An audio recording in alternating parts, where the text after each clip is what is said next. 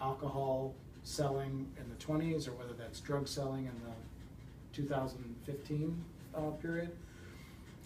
So they're still organized around the same way, and they ultimately come in conflict, and when there's conflict, there's violence.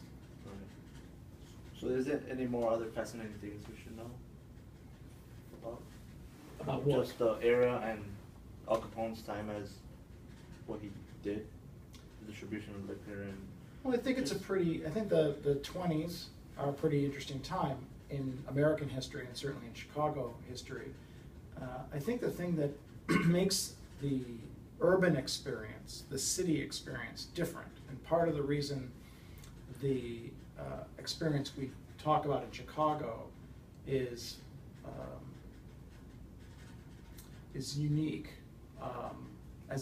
in terms of urban experiences versus rural experiences in the country, is largely because the cities tended to have large populations that were not anti-alcohol. And this is really two things were at work. There was a more progressive community of people that tended to live in cities anyway. And cities were also filled with a lot of immigrant communities, especially from Europe at the time. And many of those immigrant communities had alcohol, modest amounts of alcohol, integrated into their traditions and their customs. So, for example, Chicago had a very large German community in Chicago in the 1920s. Germans traditionally go to places like saloons or beer halls that are more public, open, family spaces. That's not unusual for a family to gather in a place like that.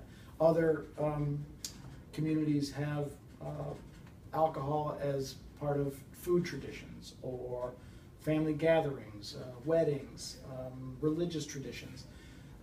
That was to some degree, it was an affront to many of those traditional ways of behaving to say you couldn't have alcohol anymore and you couldn't acquire it and have it. So part of what's happening in American cities is that you have this significant part of the population that does not want to buy into the new law.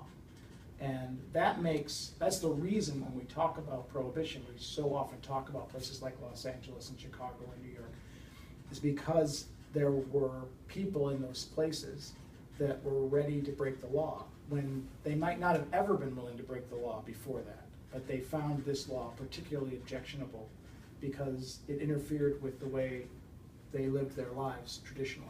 So was Al Capone the only one who had the fame, or what made him be outstanding?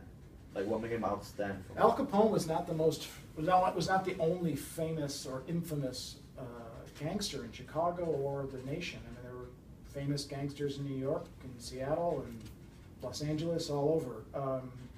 Al Capone just became sort of the icon for outrageous gangster behavior in the 20s because he was relatively flamboyant.